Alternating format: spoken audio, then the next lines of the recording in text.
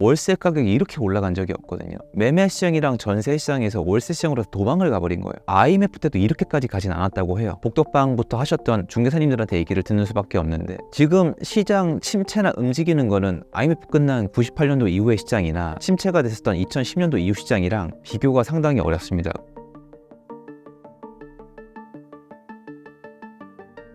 여러분 안녕하세요.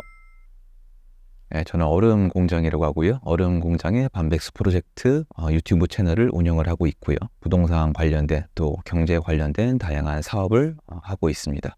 요즘 부동산 시장이 굉장히 중요한 시기라고 판단을 해서 최대한 여러분에게 제 의견을 들려드리고 싶어서 출연하게 됐습니다.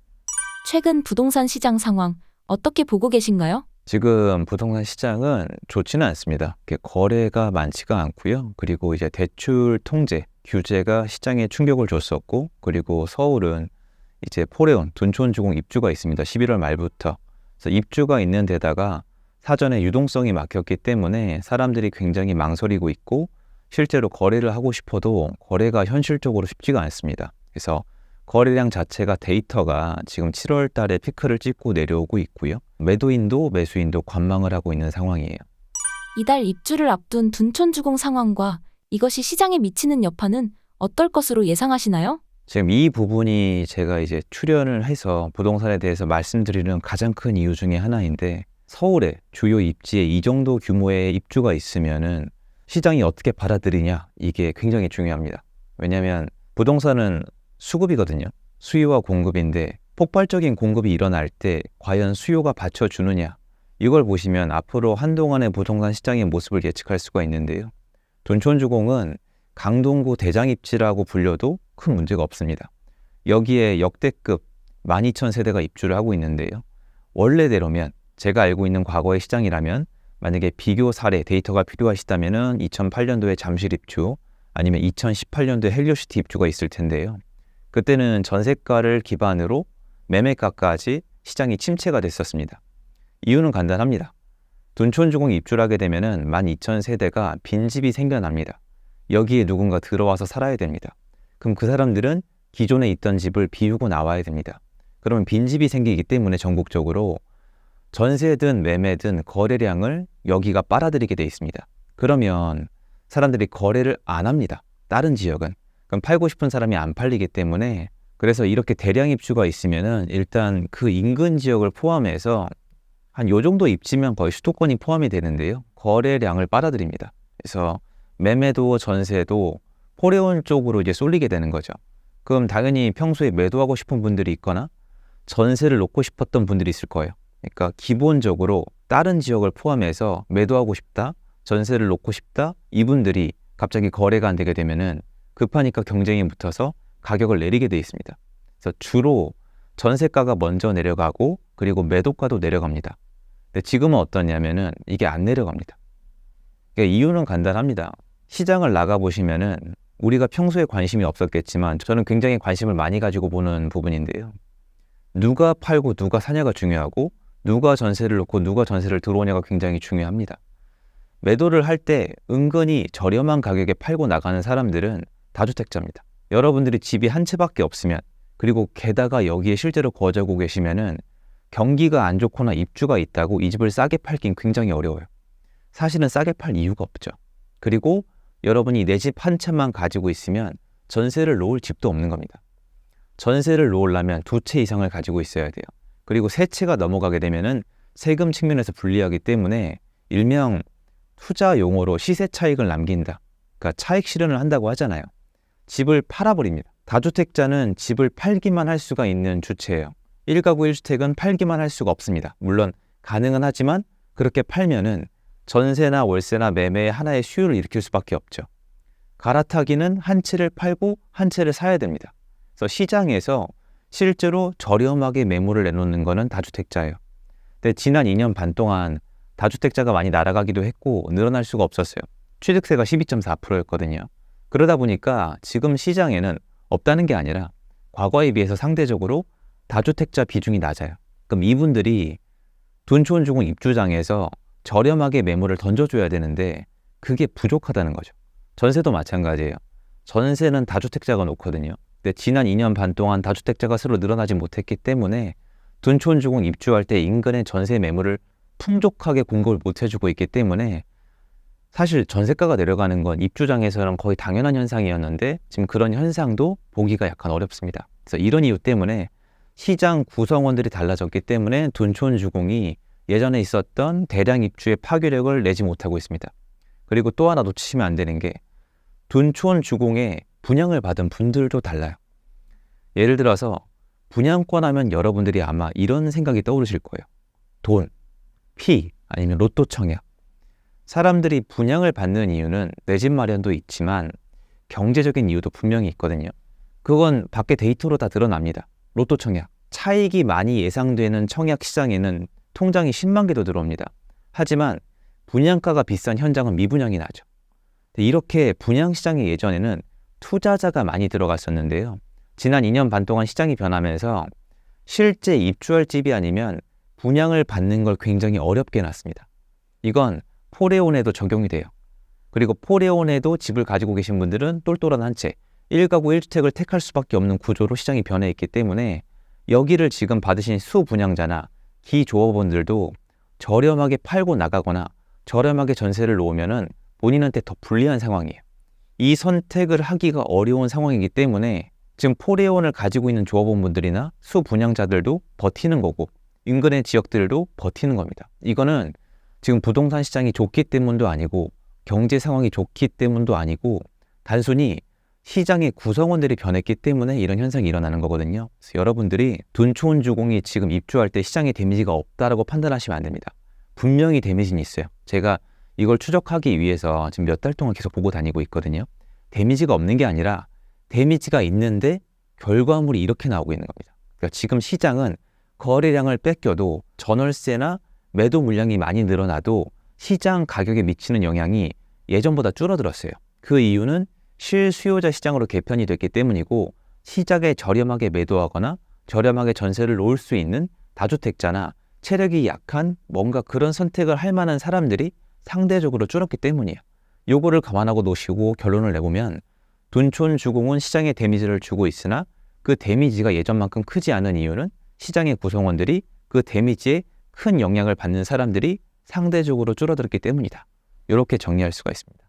한두 달 정도 추적 검사를 하고 계셨다고 하셨는데 올해 연말과 내년 상반기는 시장이 어떻게 흘러갈 것으로 보시나요? 제가 포레온 입주에 대해서 다른 분들이랑 의견이 굉장히 달랐는데요. 저는 이제 제가 정규 강의를 이끌면서 정기적으로 저희 직원들이랑 현장에 계속 상주를 하거든요. 거기서 캐치한 게 뭐냐면은 전세 시장이 예전과 다르게 간다는 거예요. 그러니까 전세는 다주택자가 놓는 게 맞아요. 하지만 다주택자들이 지금 상황이 굉장히 안 좋기 때문에 무너지는 사람들은 계속 있는데 여기가 어디서 티가 났었냐면은 상급지, 중상급지. 그러니까 상대적으로 돈을 많이 가지고 있는 분들의 시장은 전세가도 매매가도 강세고 중하급지 또는 하급지, 체력이 약한 사람들이 가지고 있는 부동산 시장은 계속 내려가고 있었단 말이에요. 그러면 이제 점점 이제 양극화라고 부르시는데 그 현상이 일어나는 겁니다. 그래서 지금 저는 포레온 입주장에서도 여기가 입지가 꽤 좋거든요. 그 여기에서도 사람들이 어느 정도 체력이 되는 분들이 남아있을 거라고 판단을 했기 때문에 버틸 거라고 생각을 했고 그걸 계속 추적 관찰했을 때 보여서 전세가가 약간 예전처럼 내려가는 게 아니라 약보합이나 강보합, 추후엔 강보합이라고 말씀을 드렸고 강보합이 전세가가 유지가 되면 추후에 매매가도 따라 올라갈 수 있다고 말씀을 드렸었거든요. 그래서 지금 이런 현상이 일어나고 있는데 아까 말씀드렸다시피 포레온은 지금 시장에 데미지를 주고 있습니다. 왜냐하면 거래량이 많이 줄었거든요. 그리고 대출 통제도 지금 아직 데미지를 주고 있거든요. 근데 문제는 뭐냐면 대출 통제랑 포레온 입주는 끝난다는 겁니다. 이거는 정리가 될 수밖에 없어요. 그리고 대출 통제나 대출 규제를 저한테 물어보시더라고요. 야, 정부가 마음먹으면 끝까지 할 수 있는 게 아니냐. 이게 그렇지가 않습니다. 이거 외국 사례도 마찬가지고 제가 여러분께 거꾸로 여쭤보면 항상 대답이 똑같은데 만약에 대출을 통제하거나 대출을 막아서 집값을 잡을 수 있었다면 역대 지난 정권들은 집값을 왜 못 잡았을까요? 여러분도 할 수 있고 저도 할 수 있는 거예요. 그러니까 대출을 막아라. 대출을 앞으로 해주지 말아라. 이러면 그냥 끝나는 거거든요. 대출을 막으면 기업도 망가뜨릴 수 있고 부동산도 망가뜨릴 수 있고 다 잡을 수가 있습니다. 왜 안 할까? 생각해보면 간단합니다. 은행은요. 예대 마진으로 돈을 벌어요. 대출이 안 나가면 은행은 돈을 벌 수가 없습니다. 그리고 더 심하게 가면은 금방 적자로 전환이 됩니다. 그게 뭐가 어떠냐고 하시는데, 은행이 돈을 못 벌고 적자를 내면은 여러분들 예금 이자를 못 주거나 조금만 더 가면 여러분이 예금 인출을 못 하게 됩니다. 여기서 이 비스무리한 루머라도 한번 불면은 이젠 뱅크런이 인터넷으로 바로 일어납니다. 뱅크런이 일어나게 되면은 대한민국 경제 전반에 엄청난 타격을 주게 돼 있습니다. 미국의 SVB 사태가 엄청난 상황을 만들어냈다시피 한국은 SVB는 정말 작은 은행이거든요. 여러분이 한국에서 따지면 이름을 잘 모를 수도 있을 정도로 작은 건데, 한국에서 여러분이 이름을 알고 있는 뭐 신한이나 우리나 국민 중에 한 군데가 이런 현상이 일어나게 되면은 그 뒷감당 하기는 상상을 초월할 겁니다. 그럼 그 은행에 대출을 받고 있던 기업, 대기업, 국가까지 모두가 엮여서 큰 문제를 겪을 수 있기 때문에 대출을 막는 데는 반드시 한계가 있습니다. 그러면 은행의 대출을 더 이상 막는 데 한계가 오고 포레온 입주가 끝나게 되면은 시장은 지금도 버티고 있습니다. 그럼 끝나고 나면은 이제 더 이상 이런 규제나 입주가 아니라 철저하게 수급시장으로 가겠죠. 왜냐하면 이번 시장을 통해 제가 말씀드리고 싶은 건 지금은 실수요장, 1가구 1주택, 실제 거주할 집, 이거를 위주로 돌아가는 시장이라고 말씀드리고 싶은 거예요. 포레온이 입주하는데도 안 내려간다는 건 수급이 안 맞는다는 겁니다. 그럼 뒤로 가게 되면 대출이 풀리면서 수요는 조금 더 자유로워질 것이고 공급은 끝나게 되면 수급이 더 안 맞죠. 전세는 더 안 맞습니다. 그래서 내년 상반기에 포레온 입주가 3, 4월 정도에 끝나게 되면은 그 후로 저는 여태까지 있었던 회복세나 상승세가 점점 퍼지면서 이게 수급발이기 때문에 전국으로 퍼질 거라고 보고 있습니다. 그렇다면 말씀하신 부분이 전국으로 퍼진다면 어떤 상황이 생길까요? 여러분들이 아마 시장 초양극화라는 얘기를 들어보실 건데, 지금 시장의 문제 중에 하나가, 사람들이 좀 고민을 하시는 거 하나가 상급지, 각 지역의 상급지나 서울의 주요 지역은 회복을 넘어서 전고점을 넘어서 신고가를 쓰고 있고, 일부 아파트는 회복을 아예 못하고 있거든요. 이게 회복을 왜 못하고 있냐면, 회복을 못한 곳들을 들어가 보면 구성원들이 체력이 약해서 급매나 급전세를 놓을 분들이 상대적으로 남아있기 때문이거든요. 상급지는 그렇지가 않아요. 수요가 많거나 공급이 없거나 아니면 싸게 팔 사람이 없거나 이런 걸 따지는 건데, 그 수급이 안 맞는 지역들이 있단 말이에요. 근데 이게 많은 분들이 서울에 지금 회복하지 못한 지역만 생각을 하시는데, 이 이론을 생각해 보시면 전국에 다 해당이 됩니다. 전국에 여러분이 진짜 서울부터 끝까지 다. 물론 그 안에 공급이 많거나 미분양이 많이 남아있는 지역은 이게 소화될 때까지 시간이 더 걸려요. 빈집이 있으니까. 하지만 지금 아까 말씀드린 수급, 실수요장으로 개편이 되면서 쭉 가게 되면은 전월세 공급이 부족하게 되면 매매를 선택할 수밖에 없는 시장이 오거든요. 그러면 이게 광역시를 포함해서 지방도시에 일정 이상의 수요를 갖춘 지역에는 퍼질 수밖에 없는 거죠. 그리고 이 현상은 이미 일어나고 있습니다. 전국 가보시면은, 전 전국을 아예 다 다니거든요, 직원들이랑. 작은 도시, 여러분들이 이제 진주나 뭐 전주나 뭐 문경이나 여러분들이 잘 모르시는 작은 도시에 공급 물량이 없는 도시는 지금 올라가고 있습니다. 많은 분들이 저한테 이 얘기를 했어요. 그렇게 작은 도시는 관광버스 타고 투자자들이 안 들어가면, 가서 갭 투자를 안 하면 못 올라간다고 하셨는데 지금 이미 올라가고 있습니다. 그러니까 작은 도시는 아파트를 공급할 때, 한국은 주택 공급이 아파트 공급이 위주이기 때문에 공급을 하려면 최소 단위가 있습니다. 뭐 200세대, 300세대, 둔촌은 12,000세대잖아요. 작은 도시는 수요가 작아요. 그러니까 공급 계획을 만들기가 어렵습니다. 예를 들어서 올해 이 도시에 인구가 100명 들어온다. 근데 200가구를 지을 수는 없는데 아파트가 아니면 공급하기가 어렵거든요. 경기도 안 좋고요. 그럼 공급이 아예 멈춰버리거든요. 이런 지역은 기본적인 수요가 있는데 투자자가 안 들어왔으니까 전월세 공급이 부족해서 사람들이 기본 수요가 매매를 택하면서 올라가고 있는 거거든요. 가보시면 시장이 그렇게 돌아가고 있습니다. 그러니까 아까 말씀드렸지만 공급이 하나도 없거나 아니면 수요가 대단히 많거나 이 지역들의 움직임을 보면은 앞으로 시장의 움직임이 모이는 겁니다. 근데 수급이 꼬인다는 게 이렇게 가는 거예요. 공급이 멈추거나 수요가 이제, 예전에 이 수요 가지고는 급매를 소화하기도 부족했지만 공급이 부족해지게 되면 이 수요만으로 올릴 수 있는 상황이 오는 거거든요. 그래서 이게 최상단과 최하단을 봤을 때 보인다는 거죠. 이게 점점 더 이렇게 퍼지는 역피라미드 식으로 시장이 쌓여 올려갈 거란 말씀을 드리는 거예요. 과거 부동산 시장 중 현재와 유사한 시기는 언제인가요? 지금 시장은 과거 시장이랑 비교하기가 대단히 어려워요. 제가 별의별 시장이랑 다 비교를 해봤거든요. 왜냐면 하락시장이니까 IMF 때랑도 비교를 해봤고, 그리고 이제 2008년 이후 2009, 10, 11, 12 서울이 이때 안 좋았거든요. 그때랑도 비교를 해봤는데 뭐가 비교가 안 되냐면은 지금 시장을 보시면 월세로들 많이 가 계시거든요. 한국 아파트 시장은 월세가 안 올라가는 걸로 유명합니다. 왜 그러냐면 전세가 있었기 때문에. 전세를 택하는 게 월세보다 언제나 현명했기 때문에 월세를 잘 택하지 않았고, 그리고 많은 분들이 거꾸로 반대쪽 개념을 오해하시는데 사람들이 아파트를 사서 월세 놓는 걸 안 좋아하세요. 이게 왜 그러냐면 설명을 해드릴게요. 월세 수익률이 잘 나오면 아파트 월세 투자 자꾸 말씀들 하시는데 정작 하라면 안 하세요. 왜 그러냐면 여러분들이 세금이랑 이자 내고 아파트 월세를 1년 동안 받아서 2천을 남겼다고 쳐봐요. 근데 만약에 아파트 가격이 2천이 내려가게 되면은 그냥 자선 사업한 게 되거든요. 이게 사람들이 이게 월세를 받는 것만 생각하시는데 실제로 하시면은 아파트 매매가도 생각을 하시거든요. 월세를 실컷 받아도 매매가가 내려가면 끝이에요. 그러면 지금 시장이 안 좋은데 월세가가 올라갔다고 월세 투자하려고 아파트를 사시는 분들은 잘 없다는 얘기예요. 다른 상품이 많이 있거든요.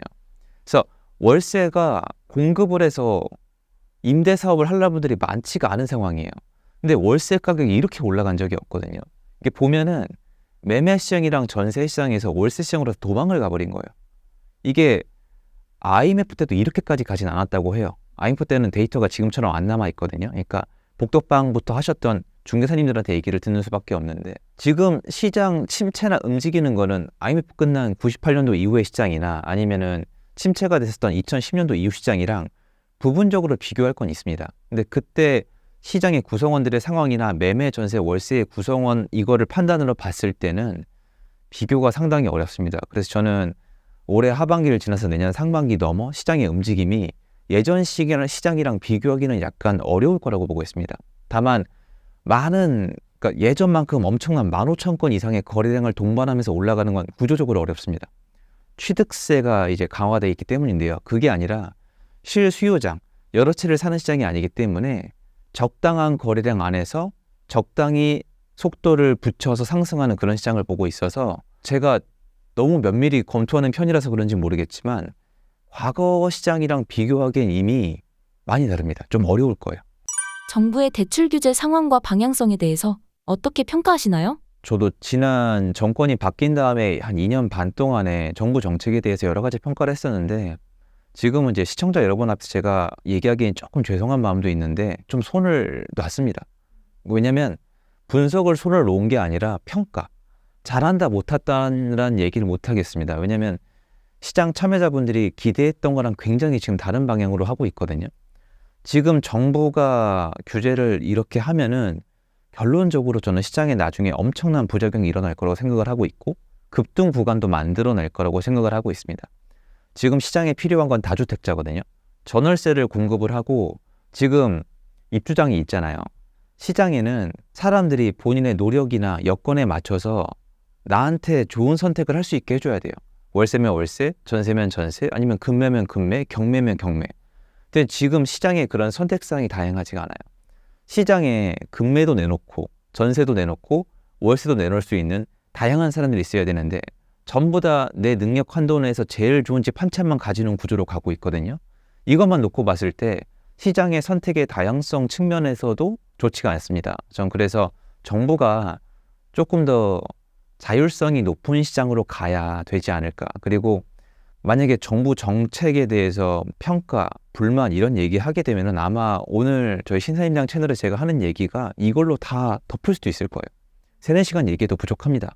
다만 다 필요 없고 저는 정부의 역할 중에 하나가 뭐 시장 안정화, 자유시장 이런 것도 뒤로 하겠습니다. 이제 왜냐면 저를 아시는 분들은 아시겠지만 지금 현 정부에 대한 평가는 하면 할수록 많은 분들이 힘들어하고 피로감을 느끼세요. 저는 주택 공급 얘기는 하고 싶어요. 정부가 있으면 사람들의 수요가 있다면 주택 공급이 전 원활하게 이루어지는 게 기본이라고 생각을 하고 있거든요. 이대로 가면은 주택 공급이 원활하게 이루어지지 않습니다. 그리고 이거는 이미 데이터에 전국적으로 25, 26, 27년도 왜냐면 27년도 이후는 지금도 바꿀 수 있습니다. 정부가 노력을 하면 지금부터라도 27년도, 28년도 공급량을 바꿀 수가 있거든요. 27년도는 사실 힘들지만 28년도는 정말 바꿀 수가 있습니다. 전 안 하고 있는 것처럼 보이거든요. 그래서 주택 공급이 이렇게 부족한 이유에 대해서 생각을 해본다면 정부 정책도 어느 정도 영향을 미치고 있지 않나. 그러니까 자유시장으로 돌리면 되는데 그게 아니라 신도시, 그린벨트 이쪽을 굳이 건드리는 이유가 자유시장으로 가는 거에 대해서 지나치게 두려워하고 있지 않나. 이렇게 좀 생각을 합니다. 정부의 어떤 정책들이 자율성을 훼손하는 부분인가요? 일단은 대출 규제도 그 대출에 대해서는 사람들이 의견이 굉장히 많이 있거든요. 가계부채가 엄청난 이슈로 지금 떠올랐는데 가계부채가 많이 증가한 건 지난 정권이에요. 그리고 저는 지난 정권 때 가계부채가 많이 늘어난 것도 뭐라고 했던 사람이 아니거든요. 현재 정권 땐 가계부채가 많이 늘어나지도 않았어요. 근데 굉장히 문제를 많이 삼고 있죠. 부채라는 건 사람들이 대출을 받아서 뭔가 새로운 걸 도전하는 거거든요. 그러니까 지금 내수 경기가 안 좋은 이유 중에 하나는 가계부채가 안 늘어났기 때문이에요. 그런데 지금 제가 얘기를 들으면서도 분명히 계실 거예요. 정신 나간 사람이라고. 근데 여러분들이 그러면 설명을 한번 해보셨으면 좋겠습니다. 지금 내수가 왜 이렇게 안 좋은지. 내수가 왜 이렇게 안 좋냐면 사람들이 쓸 돈이 없기 때문이거든요. 쓸 돈이 없으면은 기업들이 물건을 찍어내던 국가에서 뭘 판매를 하던 살 돈이 없어요. 지금 월세 올라가고 있죠. 대출 이자 올라가고 있죠. 세금도 그대로 높잖아요. 월급은 안 올라갔잖아요. 그리고 자영업자분들은 뭔가 더 이상 버틸 체력이 없습니다. 망하는 사람은 있고 벌이는 똑같고 나가는 돈은 많은데 쓸 돈이 어디 있겠어요. 내수 경기가 좋으면 더 이상한 거거든요. 전 그래서 선별적으로 당연히 능력을 평가하긴 해야 되겠지만 대출이나 부채에 대해서 좀 더 자율성을 강화를 해서 할 사람들은 좀 더 좀 잘 돌아야 된다고 생각을 하거든요. 부동산도 지금 공급이 안 되는 이유가 건설사는 분양받을 사람이 있으면 다 지어대거든요. 근데 짓지 않는 이유는 지금 분양받을 사람이 별로 없습니다. 그런데 사실 분양받을 사람이 없다 그러면 사람들이 저한테 이게 인구수가 집 살 사람이 없구나. 사람들이 돈이 없구나 하는데 로또 청약 나오면은 지금 청약을 넣는다는 거는 주택이 없는 동시에 돈이 있다는 거예요. 대출에 대한 대비가 돼 있다는 건데 그 통장 수가 10만 개 가까이 됩니다. 집 살 사람, 집 살 돈은 다 있어요. 밖에 돈은 많이 풀려 있거든요. 안 도는 것 뿐이지. 그러니까 건설사가 짓지도 않아요. 그럼 좋을 게 없는 거예요. 주택 공급도 멈추고 내수 경기도 침체되고 그리고 사람들이 뭔가 도전도 못 합니다. 그래서 이게 자율시장이 안 되는 거예요. 우리 기성세대는 자유롭게 대출을 받아서 경제활동을 했는데 지금 세대는 대출을 못 받게 해놨잖아요. 이것도 안 되고 취득세도 강화가 돼 있어서 누군가는 집을 살 수가 있고 누군가는 살 수가 없습니다. 그러다 보니까 똘똘한 한 채로 갈 수밖에 없는 거죠. 내가 돈이 많아도 지방에 5채 갖고 있는 것보다 서울에 한 채 갖고 있는 게 훨씬 더 유리합니다. 근데 제가 이 얘기를 이제 편하게 할 수가 있는 게 여러분 이제 보셨잖아요. 지방시장은 죽어가고 서울의 고가시장은 날아다닙니다. 이거는 똘똘한 한 채의 영향이 굉장히 크거든요. 이건 자유시장이 아니죠. 여러분들이 무슨 선택을 할지 밀어붙이는 거예요. 지금은 누가 뭐래도 서울의 가장 좋은 입지에 똘똘한 한 채를 가지고 있는 게 가장 유리합니다. 근데 이건 사실 맞지 않거든요. 그리고 이런 거죠. 여러분들이 집이 없어요. 근데 대출도 없는데 20억짜리 전세에 살고 있는 거예요. 그럼 이분은 무주택자예요. 보호 대상이에요. 이게 맞나요? 우리가 생각하는 게 이게 아니잖아요. 그런데 여러분이 1억 5천짜리 빌라 한 채 가지고 있잖아요. 그럼 유주택자예요. 세금 이자 다 내셔야 되고 청약도 못 받아요. 그럼 조금 더 극단적으로 갈게요. 1억짜리 빌라를 2채를 가지고 계신 거예요, 이분이. 그럼 자산 2억이죠. 그럼 이분은 혜택도 없고 규제만 받아요. 근데 심지어 사회 전세 월세를 제공을 하시거든요. 근데 거꾸로 여러분 이거 실제로 많으세요. 20억짜리 전세 살고 계신 이분은 대출도 없고 자산가인데 모든 혜택을 다 누릴 수가 있습니다. 이게 자유시장이 맞나요? 이상하잖아요. 집을 많이 가지고 있으면 죄악시하고 있단 말이에요. 근데 제가 이걸 바꿀 수 있는 사람은 아니에요. 그리고 이걸 악용하는 사람도 분명히 있지만 자유시장이 아니죠. 자유시장은 내가 내 상황에 맞춰서 자유롭게 선택을 할 수 있어야 되는데 선택을 강요하는 거예요. 대출 받지 마. 집 여러 채 사지 마. 전월세 놓지 마. 똘똘한 한 채만 사. 그리고 가능하면 전세로 살아, 월세로 살아. 이거는 자유시장이 아니죠. 제가 얘기하는 건 그게 다예요. 내가 원하는 선택을 할 수 있게 해줘야 되는데 선택을 말로는 안 하지만 시스템적으로 강요하는 거. 전 이건 자유시장이라고 보지는 않거든요.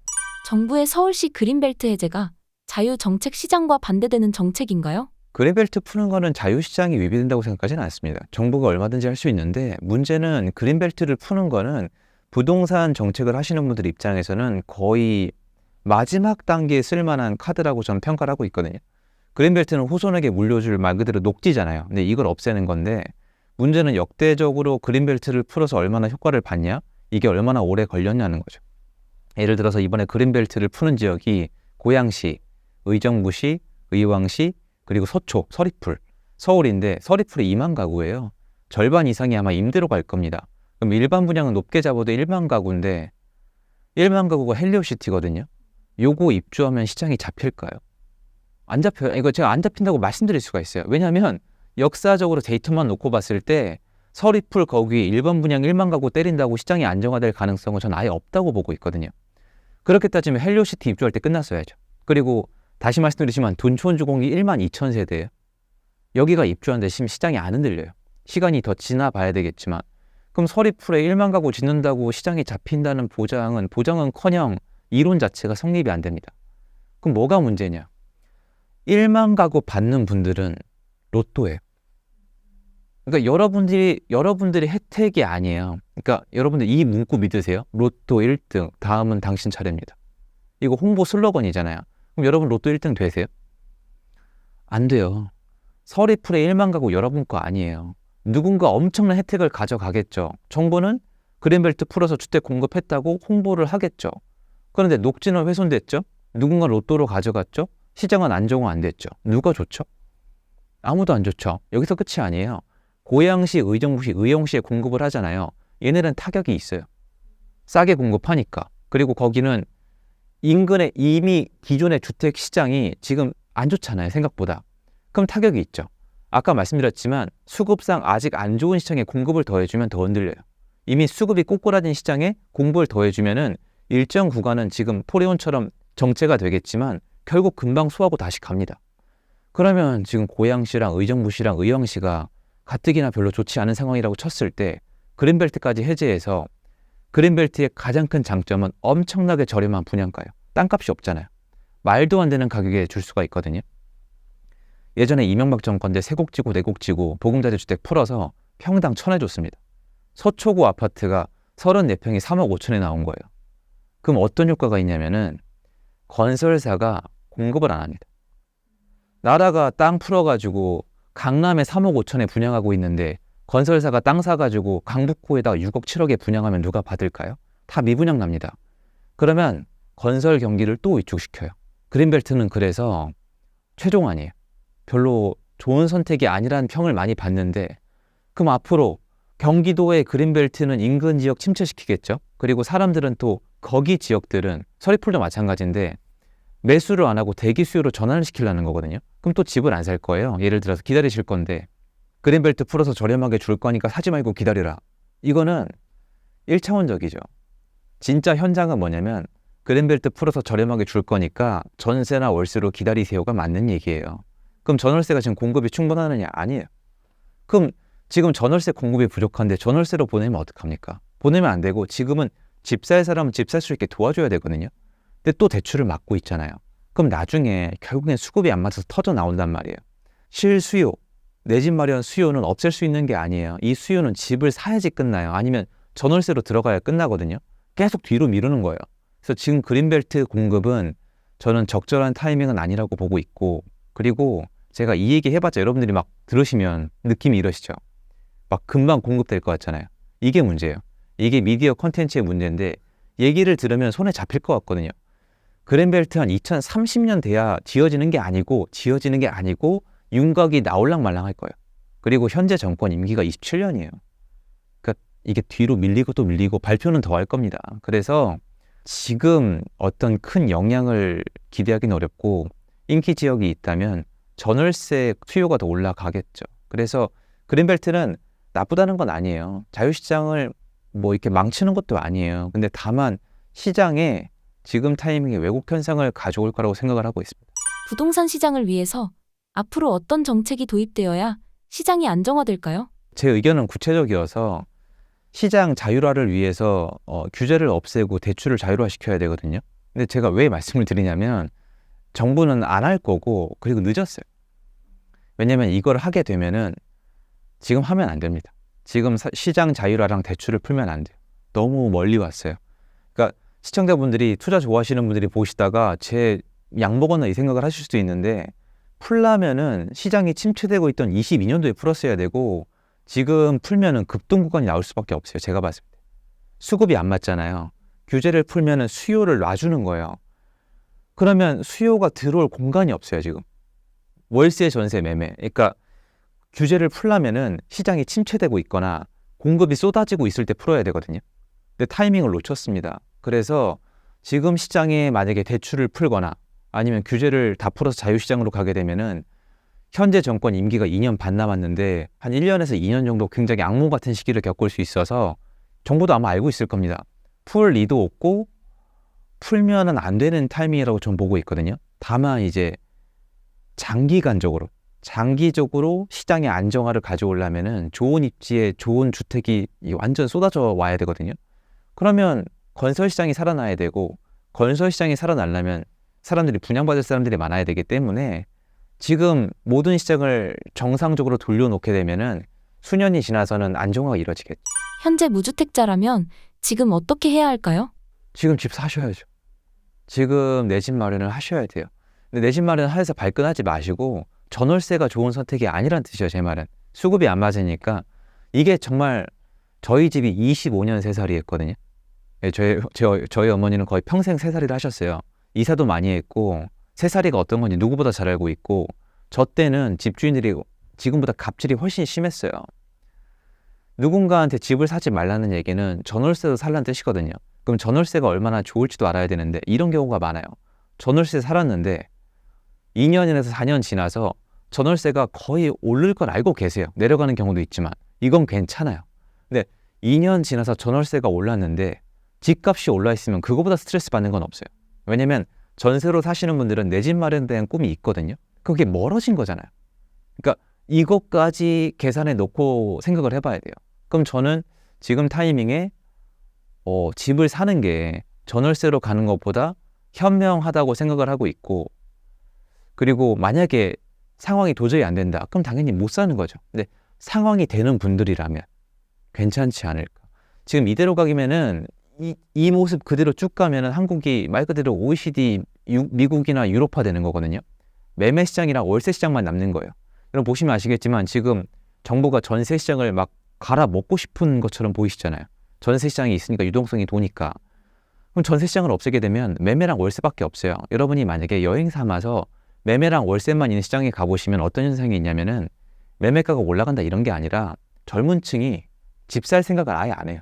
왜냐면 못 사거든요. 여러분들은 집을 살 수가 있잖아요. 집을 살 수 있는 것도 어떻게 보면 혜택인데 그게 더 멀어질 수도 있어요. 그리고 월세로 산다는 거는 월세가 계속 비싸지면 이대로 월세가 좀 말도 못하게 올랐거든요. 여러분이 한 달에 월급 400 받아서 월세 250 내보세요. 이게 지금 외국에선 일어나고 있는 일이거든요. 400 받아서 250 내고 나면 150 남잖아요. 이제 물가가 올랐잖아요. 돈이 한 푼도 안 남아요. 그럼 어떻게 집을 사요? 끝이에요, 그거는. 돈을 못 모으는 구조로 가고 있는 걸 느껴지셔야 되거든요. 지금은 앞으로 내가 집을 더 사기 편한 구조인가 점점 더 집을 사기 어려운 구조인가로 생각을 하셔야 돼요. 지금은 예전처럼 집을 사서 돈 벌자가 아니라 생존, 내가 내 집을 가질 수 있는가에 대해서 생각을 해보셔야 되는 타이밍이라고 생각을 해요. 시장이 좋은 타이밍이 아니에요. 저는 지금 돈을 벌자보다는 내 생존에 어느 선택이 더 유리한가를 고려하셔야 된다고 생각을 해요. 이게 2년에서 4년마다 만기 다가오는 거 엄청난 스트레스거든요. 그러니까 그거 감안해서 저는 내 집 마련하시는 쪽으로 추천을 드립니다.